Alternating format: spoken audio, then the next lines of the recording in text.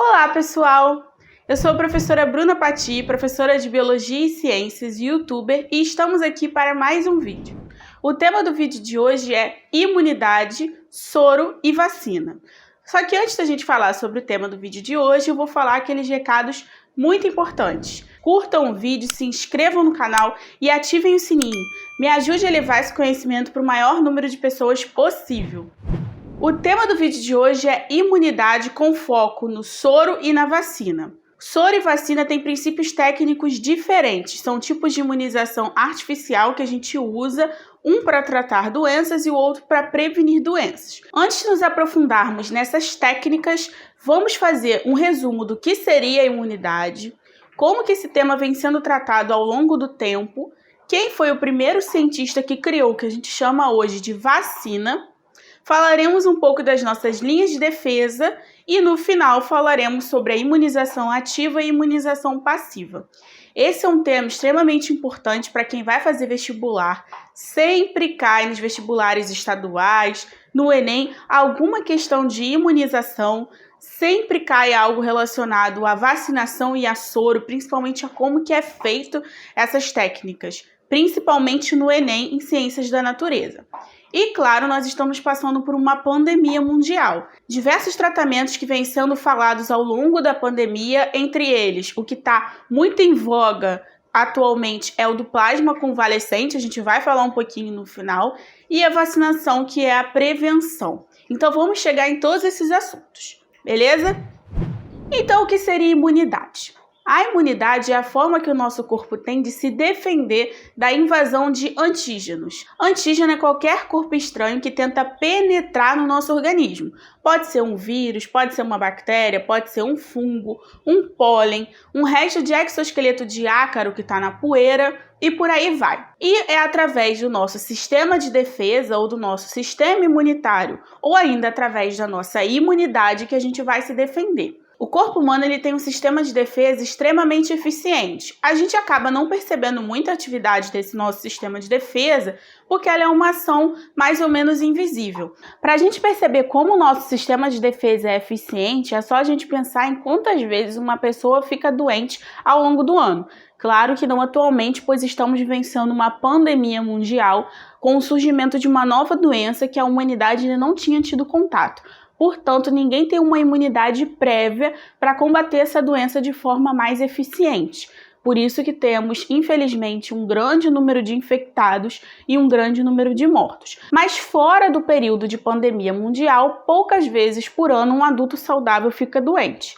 Isso se deve ao nosso potente sistema de defesa. Para a gente ter uma ideia de como esse sistema de defesa funciona, é só a gente pensar quando um animal morre. O que acontece quando um animal morre? Ele acaba sendo decomposto. Ele vai ser decomposto por diversos vírus, bactérias, fungos, que só ficam esperando o sistema de defesa parar de funcionar para eles conseguirem agir e começar a apodrecer esse animal. Se hoje em dia estamos passando por uma pandemia de uma doença que é a Covid-19, ocasionada por um vírus, que é um ser microscópico que muita gente não consegue entender como que esse ser, que essas pessoas não conseguem visualizar, inclusive pessoas que já passaram pela escolarização, tiveram contato em algum momento com essa matéria na escola, pode ter sido há muito tempo, as pessoas não conseguem entender o mecanismo através do qual esse vírus patogênico, que é capaz de nos causar doenças, entra no nosso corpo e nos infecta. E isso nós estamos no ano de 2021, as pessoas têm acesso à internet, a imagens desse vírus. Agora vocês imaginem há séculos atrás, quando começaram a se ter conhecimento dessas doenças causadas por vírus e bactérias. As pessoas nem sabiam que eram micro-organismos, por exemplo. Então elas atribuíam essas doenças a castigo dos deuses ou do Deus, né? Elas acreditavam que essas doenças eram ocasionadas por uma entidade superior que estava insatisfeita com as atitudes e as ações que os seres humanos estavam tomando naquele momento. Para vocês terem uma noção, entre os séculos 18 e 19, acreditava-se na teoria dos miasmas. O que era isso? Acreditava-se que as pessoas ficavam doentes porque pairava um ar ruim naquele local e fazia as pessoas acabarem adoecidas como uma forma de castigo. Em 1796, um cientista inglês chamado Edward Jenner decidiu testar um conhecimento popular. Naquela época, muita gente estava morrendo de varíola humana. E o conhecimento popular dizia que as pessoas que adquiriam a varíola bovina, que era transmitida através do contato com um boi contaminado, não morriam de varíola humana. Então o Edward Jenner, ele decidiu testar esse conhecimento. Como que ele testou? Pegando o pus de uma ferida, porque a varíola é uma doença que causa feridas pelo corpo que podem levar a pessoa à morte. Então o Edward Jenner, ele pegou o pus de uma dessas feridas de uma cuidadora de bois e inoculou em um menino saudável de 8 anos, nos arranhões do braço desse menino. Vai até aparecer uma foto aí de uma ilustração que mostra o momento que ele está fazendo isso. E o resultado foi o seguinte: o menino realmente ficou imunizado, ou seja, ele desenvolveu sintomas brandos de varíola bovina e quando ele entrou em contato com a varíola humana, ele não ficou doente. O Edward Jenner, então, estendeu essa experiência, inoculando novamente as feridas, o pus das feridas de varíola bovina em diversas crianças saudáveis e todas essas crianças ficaram imunizadas. Em 1798, a sua pesquisa é reconhecida pela comunidade científica e começa-se a produção de vacinas, não da forma como a gente conhece hoje. É importante destacar que antes do Edward Jenner existiram diversos povos que já utilizavam técnicas de imunização, mas sem saber que eram micro-organismos, o que era imunização. Diversos povos, por exemplo, do continente asiático, já utilizavam formas de imunização de doenças. Mas o Edward Jenner é reconhecido como o pai da imunologia por ele ter sido o primeiro a tentar fazer isso de forma científica. Alguns anos depois, o cientista Pasteur, inspirado nas pesquisas do Edward Jenner e de diversos outros cientistas, vai conseguir explicar o que são os micro-organismos e não só, ele vai conseguir explicar os mecanismos através do qual esses micro-organismos infectam o nosso corpo, nos causando doenças. Então é a partir de Pasteur que se desenvolve o método de vacinação como a gente conhece hoje. Como o nosso corpo se defende da invasão de antígenos, ou seja, de corpos estranhos? O nosso corpo tem 3 linhas de defesa, ou seja, 3 formas específicas de se defender da invasão de antígenos. Como eu falei anteriormente, o antígeno pode ser um vírus, uma bactéria, um fungo, um resto de exoesqueleto de ácaro, o pólen e por aí vai. Quais são essas 3 formas ou 3 linhas de defesa? A primeira linha de defesa são a nossa pele e as nossas mucosas. As mucosas são estruturas revestidas pelo tecido epitelial, basicamente é a região que a gente tem contato do nosso corpo interno com o meio ambiente. Então, por exemplo, a mucosa vaginal, a mucosa oral, que é o interior da nossa boca, mucosa anal, cavidade respiratória, intestino. São todos locais que vão trabalhar para nos defender nessa nossa primeira linha de defesa junto com a pele. A segunda linha de defesa são células que vão trabalhar de forma inespecífica, ou seja, independente da lesão que está acontecendo, independente do tipo de invasão, se é um vírus, se é uma bactéria, se é um fungo, eles vão agir da mesma forma, produzindo substâncias com a tentativa de neutralizar e destruir aquela célula, aquele ser que está tentando nos invadir. E por fim, a nossa terceira linha de defesa, que é extremamente específica, que é com a produção de anticorpos. Na nossa primeira linha de defesa, como eu falei anteriormente, temos a nossa pele e as nossas mucosas trabalhando de forma a tentar impedir essa invasão. A pele, ela vai se constituir numa barreira física para esses invasores. A nossa pele vai ser formada, entre outras coisas, por células queratinizadas mortas. Essas células queratinizadas mortas vão dar propriedades da pele de impermeabilização. É só a gente pensar, se eu pegar e jogar um copo d'água na minha pele, ou quando eu tomo banho, a água não vai penetrar na minha pele, ela passa pela minha pele.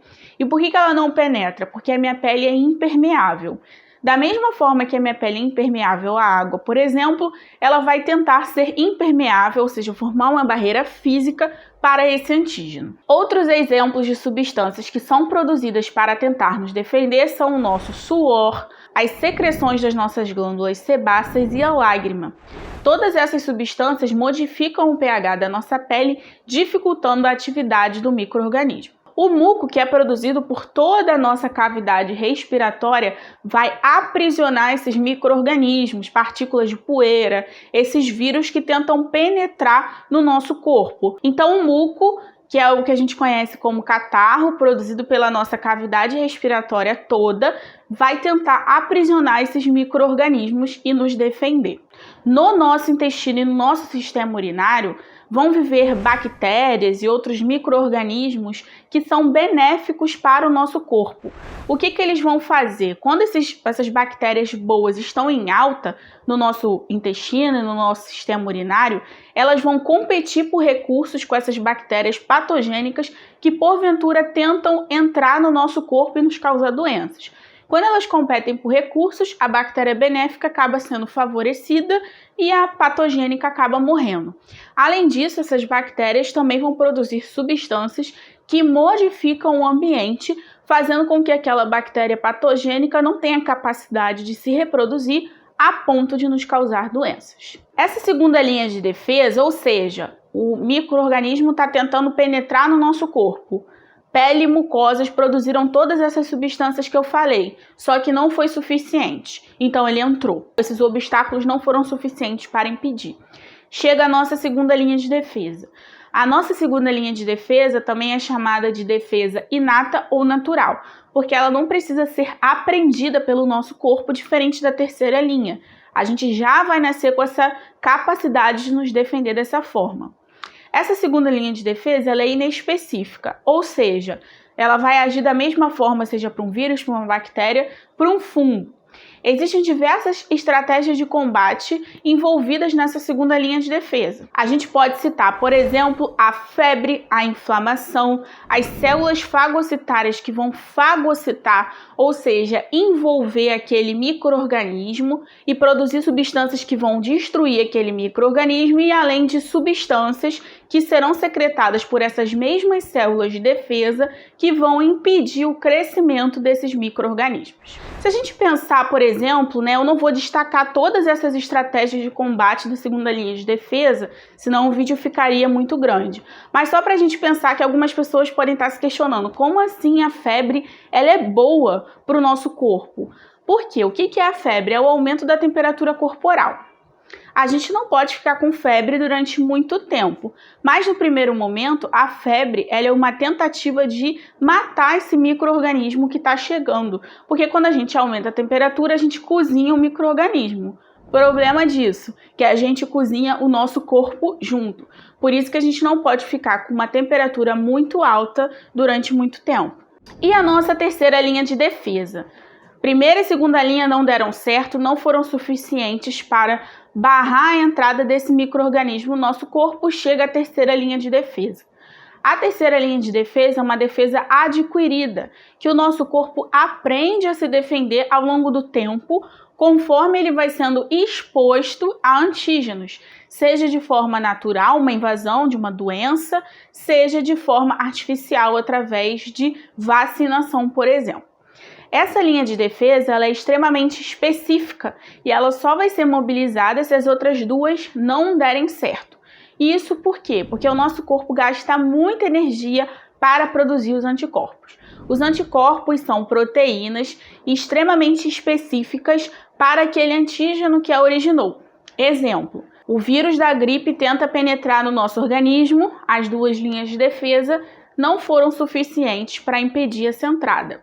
Então serão mobilizados os nossos anticorpos. Se é a primeira vez que a gente tem contato com aquele vírus, essa mobilização vai ser mais lenta, como a gente vai ver daqui a pouco num gráfico que eu vou mostrar para vocês. Agora, se a gente já teve contato com aquele vírus anteriormente, a gente tem o que a gente chama de memória imunológica. A memória imunológica ela só vai ser possível nessa terceira linha de defesa, porque as mesmas células que produzem esses anticorpos vão produzir essa memória, ou seja, a capacidade que o nosso corpo tem de reconhecer que já teve contato com aquele antígeno anteriormente e assim produzir anticorpos de maneira muito mais acelerada. Às vezes a gente nem vai ficar doente, nem vai sentir sintomas, porque essa produção vai ser tão acelerada que não vai dar tempo disso acontecer. Os anticorpos da gripe, por exemplo, só servem para combater gripe, Não vão servir para combater tuberculose, pneumonia, entre outras doenças, porque eles são extremamente específicos. Então, a imunidade de gripe só serve para gripe. E agora a gente pode pensar novamente no que a gente está vivendo atualmente. Covid-19, uma doença que a humanidade nunca tinha tido contato, portanto, ninguém tem memória imunológica para combater essa doença. A produção de anticorpos vai acontecer em qualquer pessoa. Em determinados grupos, essa produção pode ser mais lenta.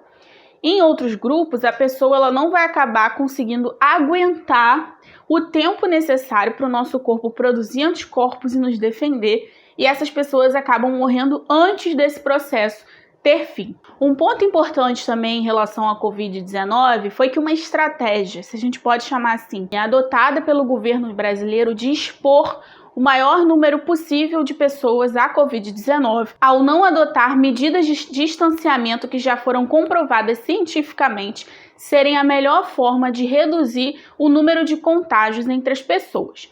Então, o governo acreditou que ao expor o maior número de pessoas possível à Covid-19 e fazendo um tipo de seleção, que a gente pode chamar desse jeito, algumas pessoas morreriam, outras ficariam boas, né? Se a gente pode dizer que existe sobreviventes de Covid, porque essas pessoas terão consequências a longo prazo que a gente nem sabe, que é uma doença extremamente nova.